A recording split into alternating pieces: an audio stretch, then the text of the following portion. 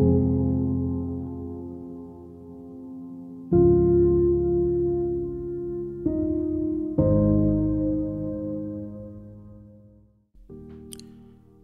docteur Thomas Moreau était un homme de science. Cardiologue réputé à l'hôpital de Marseille, 45 ans, père de 2 adolescents. Pour lui, la mort est un processus biologique simple. Le cœur s'arrête, le cerveau cesse de fonctionner et c'est fini, point final. Je vois mourir des gens tous les jours, avait-il l'habitude de dire à sa femme Claire.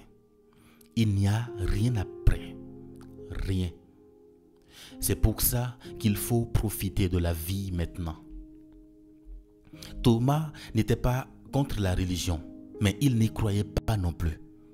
Claire emmenait les enfants à l'église le dimanche. Lui, il préférait rester à la maison avec ses revues médicales. Respecte ta foi, lui disait-il, mais ne compte pas sur moi pour croire aux contes de fées. Mais parfois, la vie nous confronte à nos propres certitudes de la manière la plus brutale qui soit. Et l'histoire de Thomas va vous emmener dans un voyage que personne n'anticipe. Celui qui mène aux portes de l'éternité. Tout a commencé avec Madame Lebrun, son 18 ans, en soins palliatifs. Thomas la suivait depuis des mois pour ses problèmes cardiaques. Cette femme avait quelque chose d'inhabituel, une paix qui défiait toute logique médicale. Docteur, je sais que vous ne croyez pas en Dieu, mais moi, je le vois déjà qui m'attend. Je n'ai pas peur de mourir, j'ai hâte de rentrer à la maison. Thomas avait vu des milliers de patients mourir, certains avec résignation, d'autres dans la terreur. Mais Madame Lebrun était différente. Elle parlait de la mort comme d'un voyage, pas d'une fin.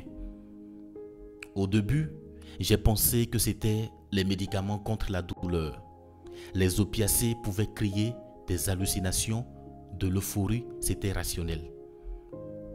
Mais le soir de sa mort, quelque chose d'étrange s'est passé.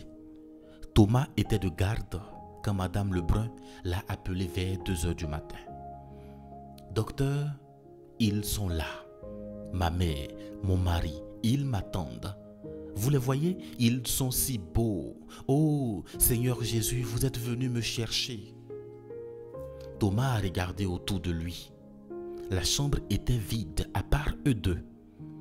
Mais le visage de Madame Lebrun rayonnait d'une joie qu'il n'avait jamais vue. Elle est morte en souriant, la main tendue vers quelque chose que lui ne pouvait pas voir. Pour la première fois de sa carrière, Thomas s'est demandé « Et si ?» Les semaines suivantes, Thomas ne pouvait pas oublier Madame Lebrun. Il a commencé à faire quelque chose qu'il n'avait jamais fait.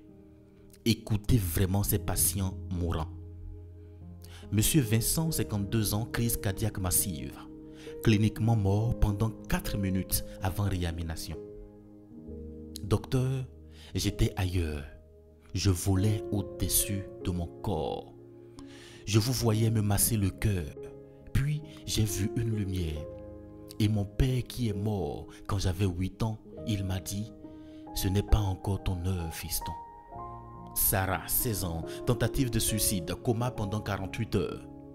J'étais dans un endroit sombre, terrifiant. Je savais que si j'y restais, ce serait pour l'éternité. Mais une voix m'a dit, tu as encore des choses à faire. Et je me suis réveillé brutalement.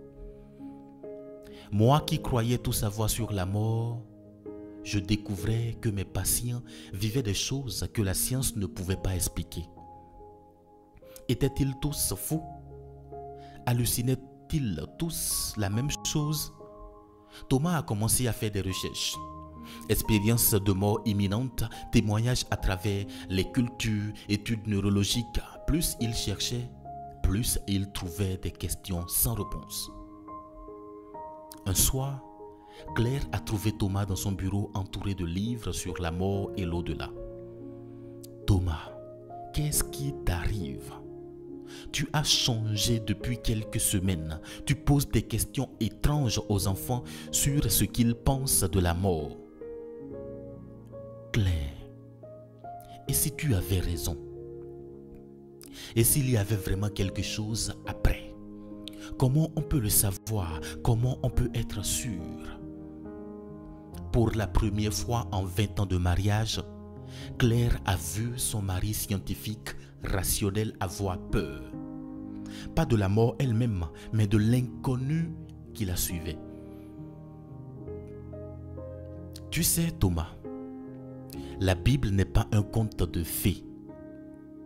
Elle parle de choses réelles. Jésus lui-même est mort et revenu à la vie. Il a donné des indices sur ce qui nous attend tous. Cette nuit-là, Thomas a fait quelque chose qu'il n'avait pas fait depuis l'enfance. Il a prié. Pas une prière religieuse, mais une conversation honnête avec l'univers. Si quelqu'un m'écoute, s'il y a vraiment quelque chose après cette vie, aidez-moi à comprendre. J'ai besoin de savoir. La réponse est venue d'une manière que Thomas n'attendait pas. Une nuit de garde, il a été appelé par un accident de voiture, deux victimes, un père et son fils de 12 ans. Le père, Marc Delacroix, était dans un état critique. Le fils Julien luttait pour sa vie aussi. Thomas travaillait sur Marc quand l'enfant a commencé à convulser. Code bleu, chambre 12, le garçon fait un arrêt cardiaque. Pendant que son équipe tentait de sauver Julien, Thomas continuait à stabiliser le père. Soudain, Marc, encore conscient, malgré ses blessures, a saisi le bras de Thomas. « Docteur, mon fils, il n'est plus dans son corps. Je le vois, il flotte au-dessus de nous. » Il me dit, « Papa, il y a quelqu'un qui vient me chercher, un homme avec des blessures aux mains. Il dit qu'il s'appelle Jésus. » Thomas a regardé Marc avec incrédulité. Comment un homme en état de choc pouvait-il voir son fils inconscient? Mais alors Marc a continué. Julien dit, il dit qu'il voit notre chien Mas qui est mort l'an dernier et sa grand-mère Suzanne. Docteur, ma mère s'appelle Suzanne, mais Julien ne l'a jamais connue. Elle est morte avant sa naissance. À cet instant, l'équipe médicale a réussi à réanimer Julien. L'enfant a ouvert les yeux et ses premiers mots ont été « Papa, j'ai vu mamie Suzanne. Elle était si belle. Jésus était là aussi. Il m'a dit que ce n'était pas encore mon heure, que j'avais des choses importantes à faire avec toi. » Thomas est resté figé.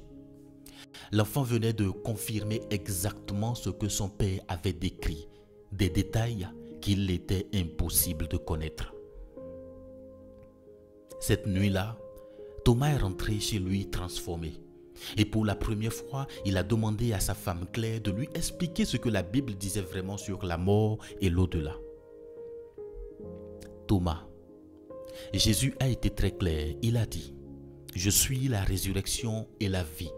Celui qui croit en moi vivra même s'il meurt. » Et quand il était sur la croix, il a promis aux brigands repentants, « Aujourd'hui, tu seras avec moi dans le paradis. » Thomas découvrait un Jésus qu'il ne connaissait pas. Pas une figure mythologique, mais quelqu'un qui avait lui-même traversé la mort et était venu pour témoigner. L'apôtre Paul parle d'un homme, probablement le même, qui a été enlevé jusqu'au 3e ciel. Il décrit un paradis si beau qu'il ne peut pas le décrire avec les mots humains. Claire lui a montré d'autres passages. L'Apocalypse décrivant la nouvelle Jérusalem, Jésus préparant plusieurs demeures dans la maison du Père, la promesse que l'œil n'a pas vu, l'oreille n'a pas entendu, ce que Dieu a préparé pour ceux qui l'aiment. Mais aussi les avertissements sobres, l'existence d'un enfer, une séparation éternelle pour ceux qui rejettent Dieu. Je réalisais que la mort n'était pas une fin, mais une transition. Et que cette transition dépendait d'un choix que nous devions faire pendant notre vie terrestre. 6 mois plus tard, Thomas exerçait toujours la médecine, mais différemment. Il écoutait ses patients avec une attention nouvelle. Il offrait de prier avec ceux qui le souhaitaient. Il parlait de l'espoir au-delà de la guérison médicale. Je ne peux pas prouver scientifiquement ce qui se passe après la mort, mais j'ai vu assez de témoignages convergents.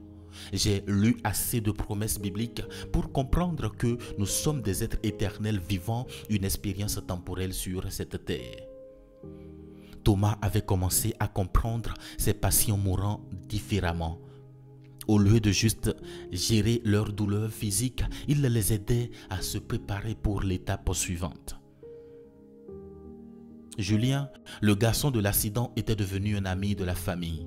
Il parlait souvent de son voyage et de sa certitude absolue qu'il y avait une vie après la mort. Docteur Thomas, je sais que vous vous posez encore des questions, mais moi, je n'ai plus peur de la mort. J'ai vu ce qui nous attend. C'est beau, c'est l'amour parfait. Je suis toujours médecin. Je suis toujours un homme de science. Mais j'ai appris que la science a ses limites. Il y a des réalités que nos instruments ne peuvent pas mesurer, que nos théories ne peuvent pas expliquer. Voici ce que je crois maintenant. La mort n'est pas une fin, c'est une naissance. Nous quittons ce monde temporel pour entrer dans l'éternité. Et cette éternité peut être un paradis d'amour parfait avec Dieu ou une séparation choisie par nous-mêmes. Jésus a dit, « Je suis le chemin, la vérité et la vie. Nul ne vient au Père que par moi. » Ce n'est pas de l'exclusivisme religieux. C'est un pont offert gracieusement vers l'éternité bienheureuse. L'histoire de Thomas continue. Chaque jour, il aide des gens à se préparer, non seulement pour vivre, mais pour bien mourir, car il a découvert que la vraie question n'est pas « Y a-t-il quelque chose après la mort ?» mais « Suis-je prêt pour ce qui m'attend ?» Et c'est cela la question que je vous pose aujourd'hui. Vous, êtes-vous prêt pour ce qui vous attend?